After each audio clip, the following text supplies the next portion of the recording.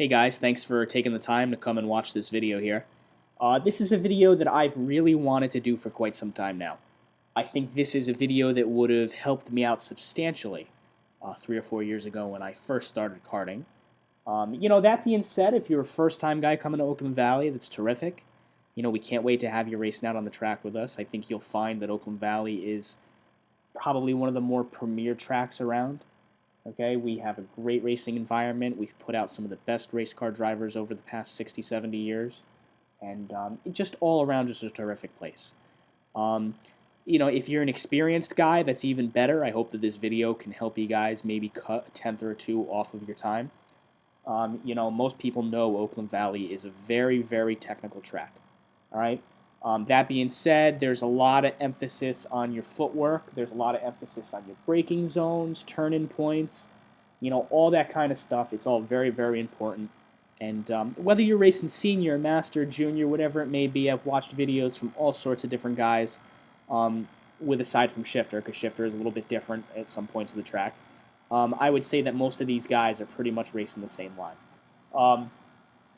Just to put this video into context for you guys, I am racing in the Masters division currently. That being said, we are 21 plus, 385 pounds, and we run on MG Reds. All right? So, Oakland Valley, to start with, is, like I said before, a very technical track. There is a pretty significant change in elevation on the track. If you run the track in the reverse direction for the first time, that'll really show you that most of the track here in the proper direction is an uphill track, with the exception of the straightaway, of course. So let's sort of get into the first turn, sort of show you guys what we got going on here. And like I said, hopefully this can help you guys out a little bit. All right, guys, so here we are, turn one. Before we get into turn one, I just got to let you guys know that I am driving a significantly different go-kart than most of you guys probably are. Most of you guys, I'm sure, are on Tony Karts, Burrells, those kind of things. I'm driving an Aero X9, so this go-kart is about 15, maybe 16 years old at this point. This is a completely different era go-kart. It drives differently. The rear end of this cart is very stuck to the track. You guys are going to notice right away that there's a significant amount of understeer. Okay, so, being part of a driver is being able to adjust to that kind of stuff. Whether it's oversteer, understeer, whatever it may be, you got to adjust to what's going on. So you'll see most of the time I'm going to turn into the turns just a little bit sooner, okay, than you guys are probably going to want to. That's just me trying to compensate a little bit for the understeer. I try to rotate the rear end just a little bit with the brake pedal as well. You shouldn't do that with your Tony Karts and stuff like that. I can promise you if you do, you're going to chew through a set of brake pads in a race or two. All right, so coming here down into turn one. All right, you'll see that there's a little bit of a wave in the track. Bobby always hangs out here too. He'll point the flag at you if you do something stupid. So I usually like to brake right after this wave. If you brake right before this wave, which a lot of newer guys do, it's just going to upset the go-kart as you're coming, into the turn here. You'd rather brake a little bit later and go a little deeper than brake too soon, have the cart get all upset and do some weird things.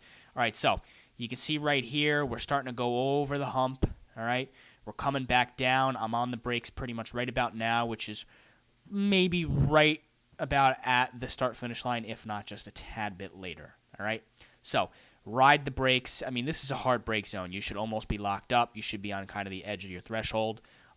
Pretty much ride the brakes down till the beginning of the apron. If you're in a Tony kart or whatnot, something a little better, you can probably turn in just a little bit later. You can see I'm going to have to turn in early. Again, I'm trying to compensate for some of that understeer. So we're going to ride my brake pedal into the turn a little bit here. We're going to try to sort of get a little rotation out of the rear by using the brake pedal. You can see it works a little bit. The cart begins to rotate. Right about now, the rotations began. I'm going to get off of the brake pedal, and I'm going to pretty much get right onto the gas. So you can see off the brake, on the gas. All right, so I'm usually full tilt on this gas pedal right before the apex. Now, most guys in some of the softer karts, you guys are going to apex closer into here. There's a pretty significant bump in turn one. I'm on a very, very stiff 32mm chassis. Maybe stiff isn't the right way to say it. It's just different because it's not really that much more stiff. but it drives a lot differently. So, I feel a lot of these bumps a lot more than some of the softer karts do. You can see this is where a lot of the guys grind their sprockets out. I'm going to try to avoid that. I hit the apex about a kart length off of the actual, apex or the ideal apex. Again, you can see where all the karts bottom out here. And we're pretty much going to ride it out till the apron. I use up a little bit more apron on this lap than I would like to. I'm probably 3 tires off here. I'm a little bit sideways. This is a little sketchy, but we wind up keeping it together just fine. Okay? Keep in mind, the white line is the out of bounds line, I guess if that's what you want to call it on the track. If you are 4 tires off, I have a friend of mine, I'm not poking any fun at him. If you're 4 tires off, you are subject to a penalty here. I think 2 tires, you're going to be just fine. They're not going to bother you. But, most other laps, I don't use this much of the apron. All right? So I think that's that. Let's get on to turn 2. All right, so here we are. We're approaching turn 2. This turn, very similar to turn 1. There is a pretty good bump. I don't really want to say it's on the apex of the turn, but it's slightly to the outside of the apex of the turn. So if you miss the apex by like a foot, the right side of your kart is going to hit this bump. If you hit this turn perfectly, you shouldn't feel it. Again, I want to keep my kart nice and steady. I don't want to hit that bump. This is a stiffer kart. I like my ribs. I'm not trying to bruise them today, all right? We're going to run this turn a little bit higher than most of you guys are probably going to want to. All right, so coming into this turn, there's usually some barriers set up on the outside here. I believe I usually brake right in between the second and third barrier. You can see I'm on the brakes here a little bit earlier than I probably want to be, but, that's okay. We're coming in. Same thing as in turn 1. We're going to turn in right about the apron, Tony Kart guys.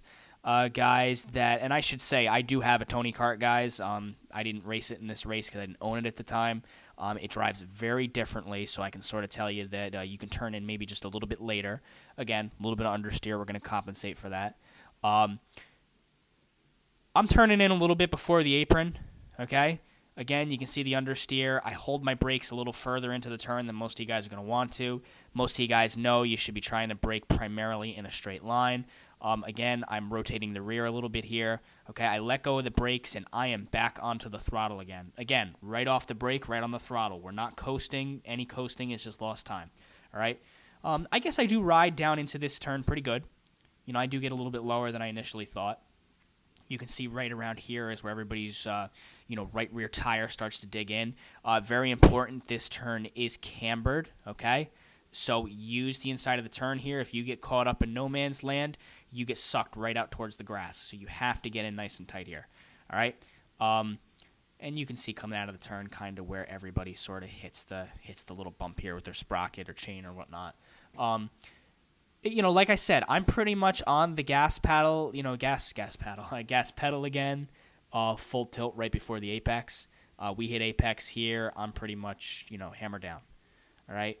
And same thing as the first turn, ride it out towards the apron. You can see I get a little bit of oversteer here. We compensate for it. And yeah, so here we are coming towards the third turn, which is actually turn 3 and 4, but we're going to consider that turn 3. All right, so here we go on turn 3, guys. I'm going to be very straightforward with you guys. This is probably my weakest turn on the track.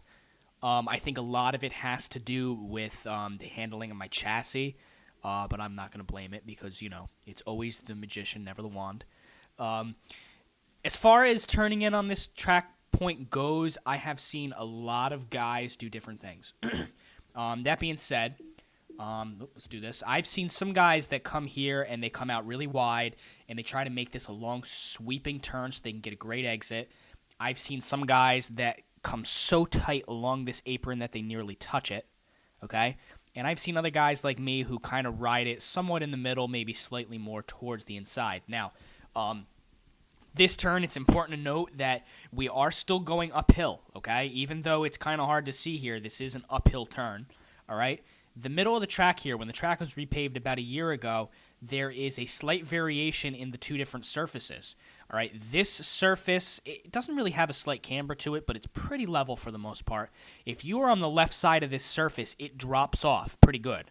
All right, let's see if I can fast forward and kind of show you guys what I'm talking about here. You can see that this is a bit of a high point, and then this sort of drops off down into here. All right, so you don't really want to get stuck up in here. This is no man's land. If you have a rear-heavy cart like mine, you're going to have a very, very hard time turning in if you go up there. Like I said, I've seen some guys on different carts do different things. Again, as a driver, you sort of want to adjust to where you want to be. I'm going to enter this turn about midway. And you guys can see again, I'm going to hold my brakes a little longer than most of you guys to try to get some rotation. I'm on my brakes a little bit before the left-hand side apron, all right? And those aprons are there for when we run the track in reverse, guys, just so you know. As we're coming down this direction, you can see I'm still on the brakes. I got some understeer. I'm trying to keep it kind of tight, all right? Right, you can see the cart's rotating right now. It's rotating good, so I'm going to get off the brake pedal as soon as I feel that rotation, and I'm back on the gas. This is going to be maintenance throttle through here, guys. If I go full steam ahead, I slam on the gas, I am not going to make this turn. So I am just maintaining my gas pedal maybe halfway through. I'm off the brakes completely, all right?